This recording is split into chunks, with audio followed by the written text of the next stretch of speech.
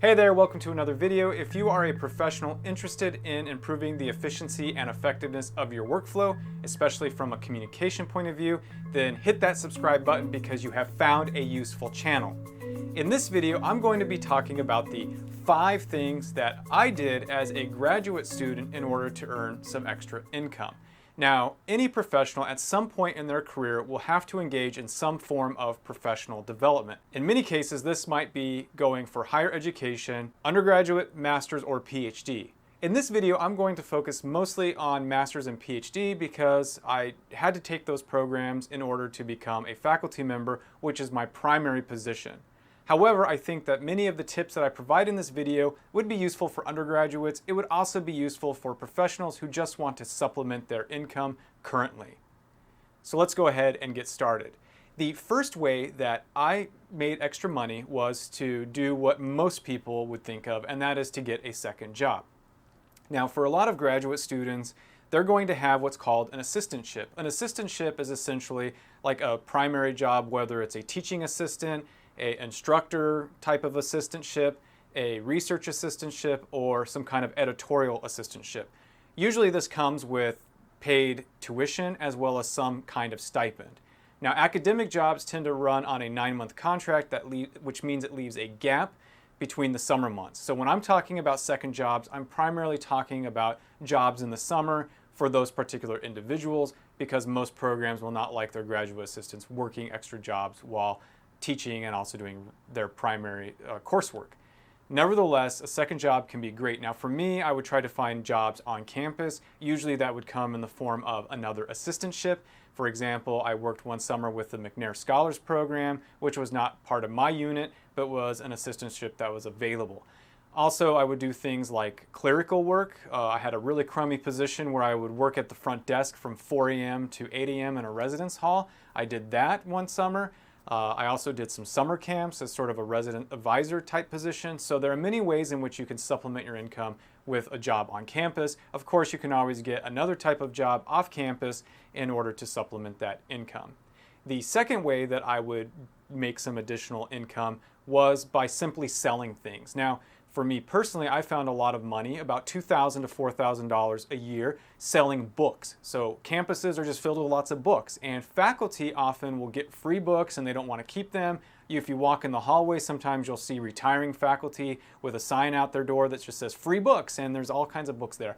If you knock on a faculty member's door and say, you have any books to get rid of, they might say, go look at my shelf, and if you find anything, ask me. And in this case, then you can turn around and then sell those. I sold these on Amazon, but of course you could sell them in a lot of different ways. Maybe this is not as lucrative as it was in the mid-2000s given ebook and digital formats, but you could probably still make a little bit of money there. Of course, you could always find other ways to flip product. The third way that I made money was through freelancing. Now, when I think of freelancing, I'm thinking that I have a skill, but it doesn't necessarily directly translate to those things that are going to be in my primary occupation. So in my case, it had nothing to do with things that I think would add value to my resume, or what we call in higher education the curriculum vitae. So just because I did these things, it was extra income, but it wasn't really adding value to what I was doing in my research or my scholarship. Nevertheless, you might have some skills. So one of my skills was to be able to type fast and do transcriptions, which is to take audio file and convert it into text. I would charge $1 per audio minute for this. And I would usually get jobs by simply scouring like Craigslist, or I had a network of attorneys and medical professionals and insurance companies that I did some work for. I even had so much work coming in at one time that I was able to charge $1 per audio minute and find other freelancers who I would give 80 cents per audio minute and make a little bit of money by absolutely just mediating the relationship. So that's always a great way to have some cash flow. Again, I wasn't making killer bank on this. It wasn't always consistent, but it was some additional income. Of course, you might have skills in photography, or you might have skills in video production or graphic design, or just be a good artist, or you might be able to do web design or web copy. So most people going for a master's or PhD are good writers. So you could probably find some job out there where you can freelance. And sites like Fiverr and LinkedIn ProFinder are great ways to just have continuous flow. I didn't have those. I had to use like Craigslist back in the day. But nevertheless, that's a great way.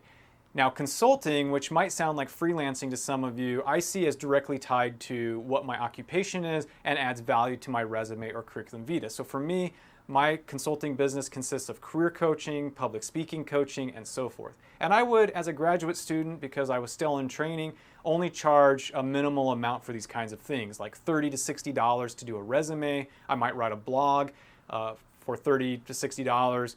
Or I might actually do something like a presentation at a library and charge $100 for that. I remember one time, this is ridiculous, I didn't want to do the project, so I just threw out a ridiculous quote. I was like, I'll do the training, 2 hours for $500, and they were like, okay. So you'd be surprised how sometimes you can get that extra cash flow coming in through the skills and knowledge that you have.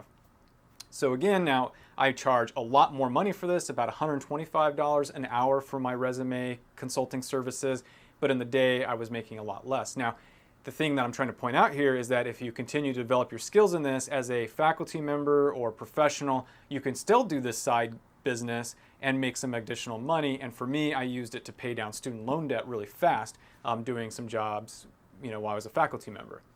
So the last way to make money might sound a little privileged, but I really think that it's not. If you have some additional cash flow coming in, even if you don't, I think you can still put some money aside for investing. And that's the final way and the fifth way that I think that you can make some money, or I made some money, and that was simply to invest.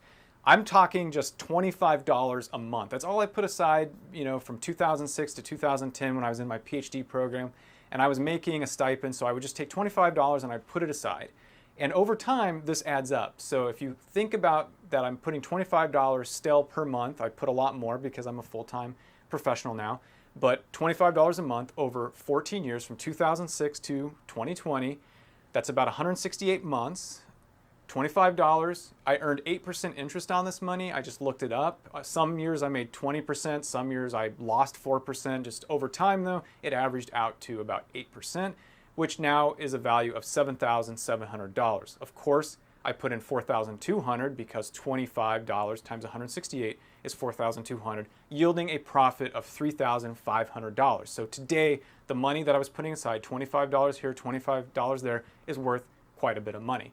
So you can do the math on that. It doesn't add up to a ton per year, but it is a little bit of additional cash flow. So what are you doing to make some extra money? If you're watching this video and happen to yourself be in professional development and also have some kind of side income, share it with others so that they might get some other ideas. If you liked this video or found it useful, please like and share it with others so that they can get value out of it. And I do hope that I will see you in the next video.